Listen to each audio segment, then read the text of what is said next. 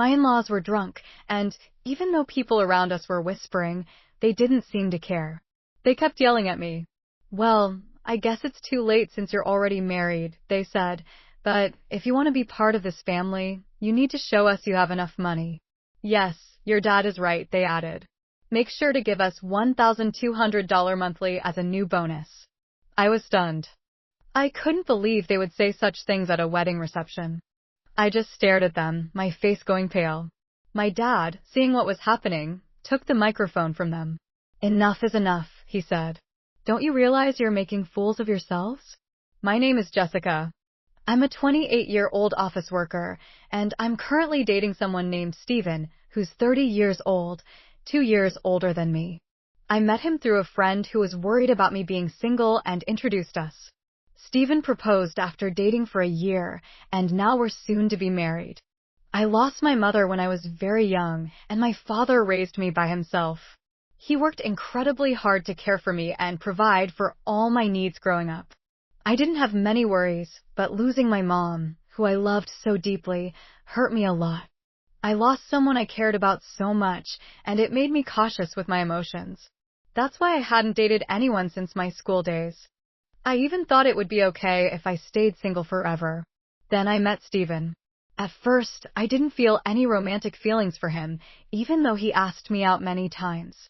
Steven cared about me and was always a gentleman. Slowly, I began to open my heart to him, and we started dating.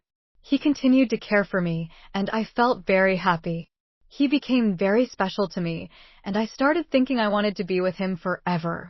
When he proposed, I said yes, and we decided to get married. Steven understood everything about me and was always kind, no matter what. "Don't worry if you're ever feeling unsure about something," he would say. "I'll be here for you until you feel better. I love you, Jessica. You can count on me." His words moved me. He promised to make me happy for the rest of my life. Just being with him warmed my heart. If he cared that much for me, I thought I should do the same for him. When I told my father that we decided to get married, he was so happy that he cried.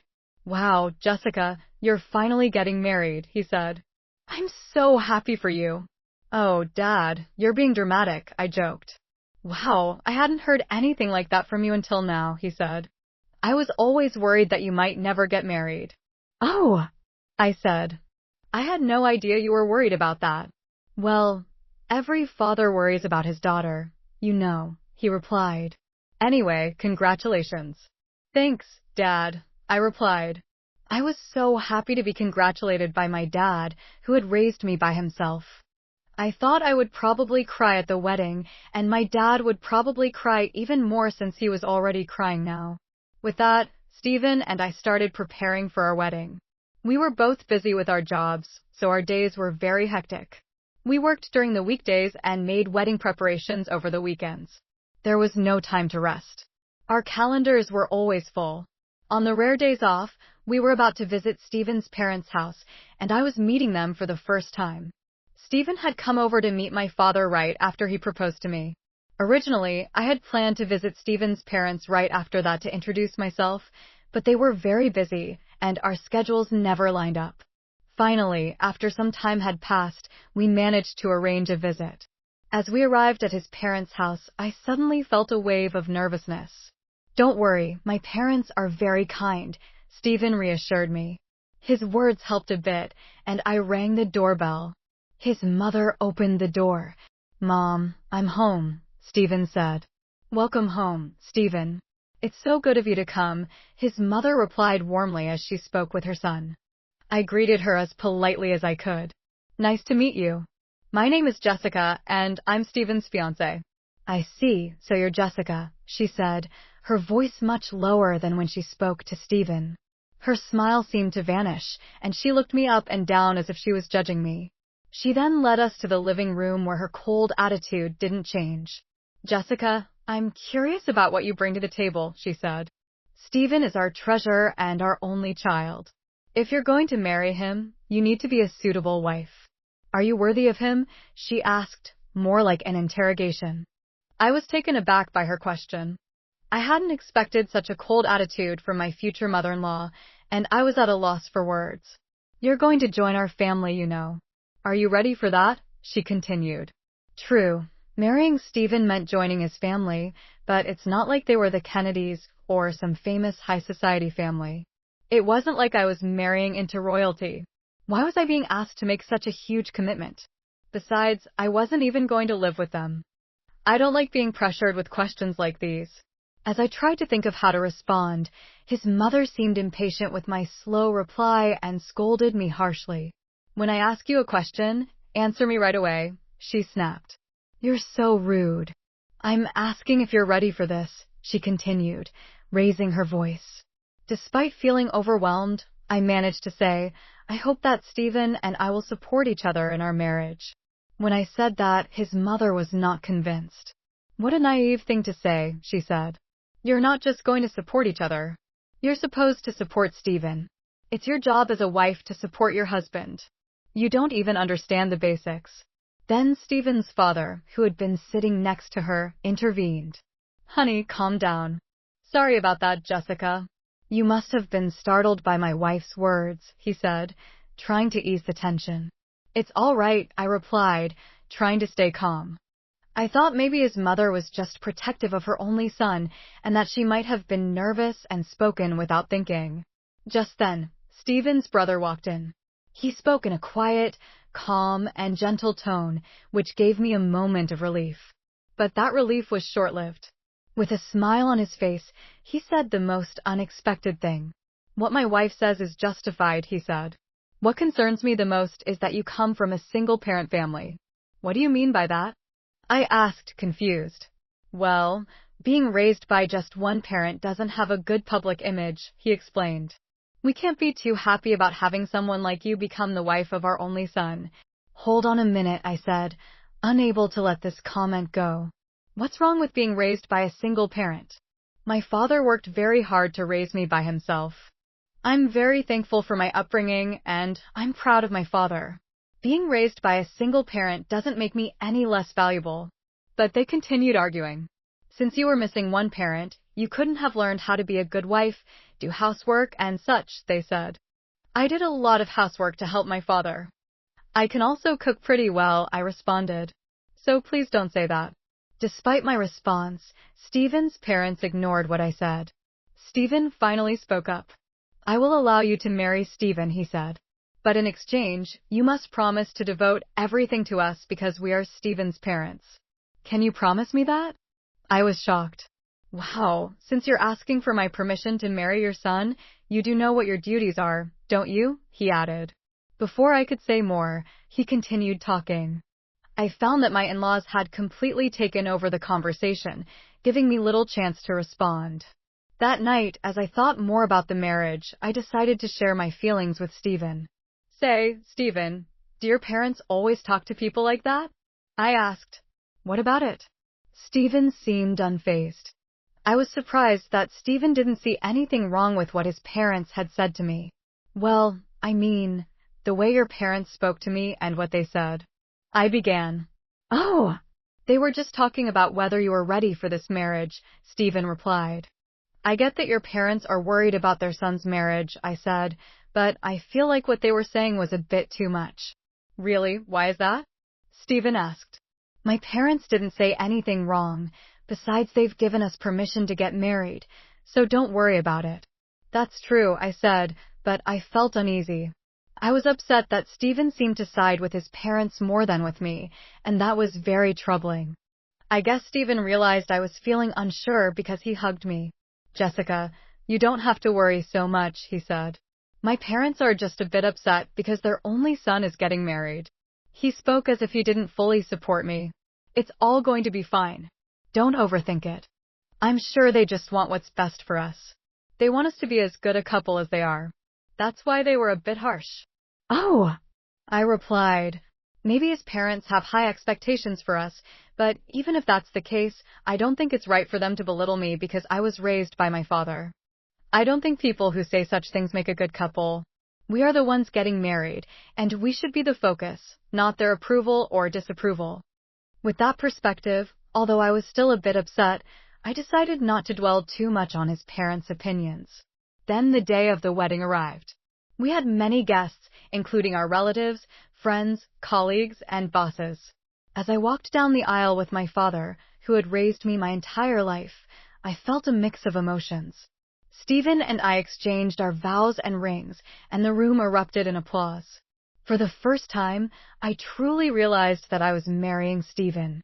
A profound sense of happiness washed over me that I had never experienced before. When we entered the reception hall, we were greeted by videos of us playing as part of the entertainment. It was a joyful occasion. I caught up with friends I hadn't seen in a while, and many people congratulated us. Despite my earlier concerns about his parents, I was happy with our decision to marry.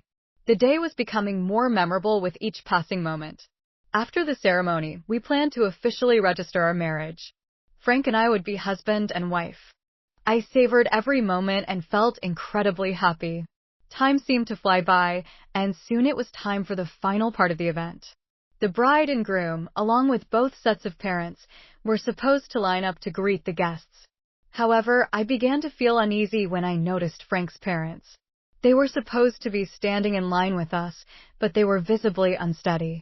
If you looked closely, you could see their faces were bright red from drinking too much. Some relatives asked if they were okay. It was clear that my in-laws were drunk, but we had to finish the ceremony and wrap things up. The moderator handed the microphone to me and Stephen.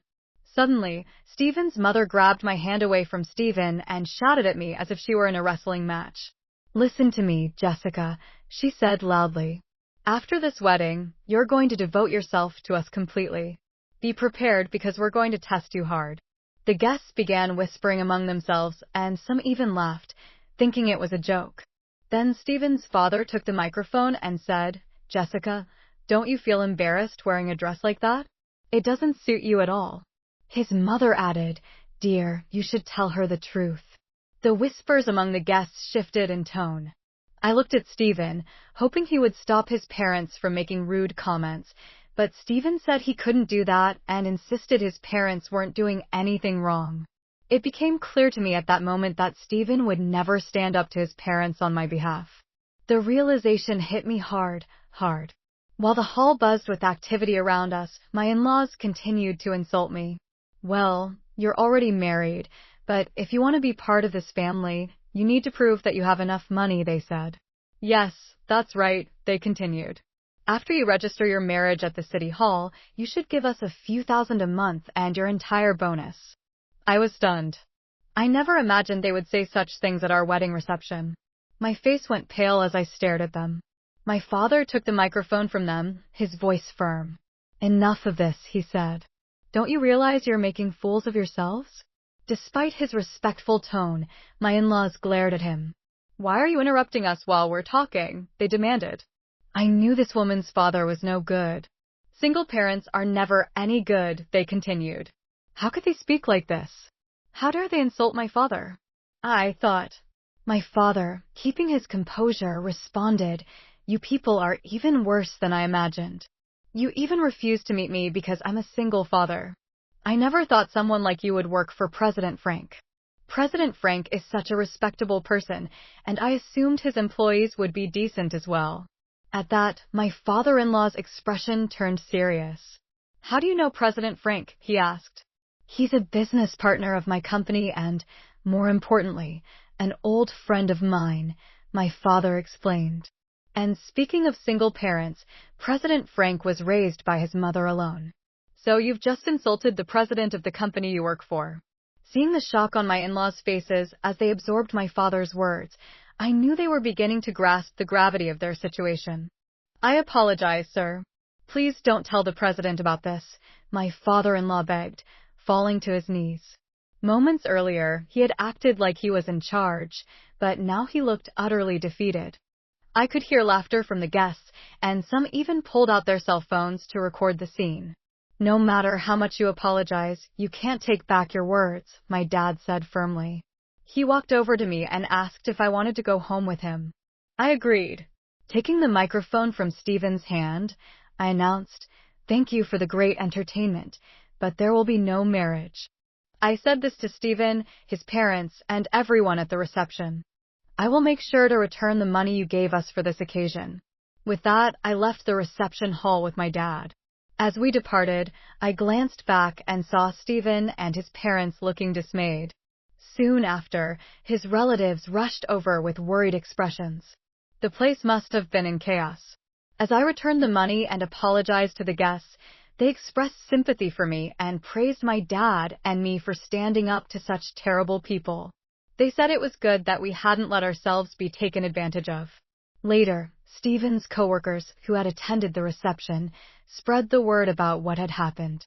Stephen became known for having unreasonable parents and was criticized for lacking character. His embarrassment was so great that he resigned voluntarily. And, of course, the president of my father-in-law's company found out about the incident. Stephen's father was demoted and transferred to a remote office in the countryside. I heard that Stephen's family had been ostracized by all their relatives because of the wedding fiasco. While it was unfortunate, it was clear that it was their own doing, and sometimes things like this can't be avoided. In the meantime, I've used this opportunity to strengthen my relationship with my dad. We've been spending more quality time together, and it has helped me appreciate everything he's done for me even more. One day, he sat me down for a serious talk. "Jessica, are you interested in running the business?" he asked, looking at me with a mixture of hope and seriousness. "Do you mean?" I started, unsure of where he was heading. "Why don't you work towards becoming the president of my company?" he suggested. It was a big step, but he seemed to believe I was ready to take it on. "I'll do my best," I promised him, feeling a mix of excitement and nervousness. I decided to focus on improving my performance at work rather than getting involved in romantic relationships. I wanted to prove to myself and my dad that I could excel, and perhaps one day become a great leader like him. Currently, I am deeply involved in learning everything I can at my dad's company. The work is challenging, but fulfilling, and I am determined to make the most of this opportunity. Reflecting on the wedding fiasco, it's clear that Stephen's family was quite unreasonable, turning what should have been a beautiful event into a spectacle. Thankfully, since the marriage wasn't officially registered, I was spared from any legal entanglements. Now free from any marital ties and in-law issues, I can focus solely on my career aspirations. It's a relief to know that out of a chaotic situation came a clear path forward for me. I look forward to the future and am excited about the potential of leading the company. I wish myself all the best.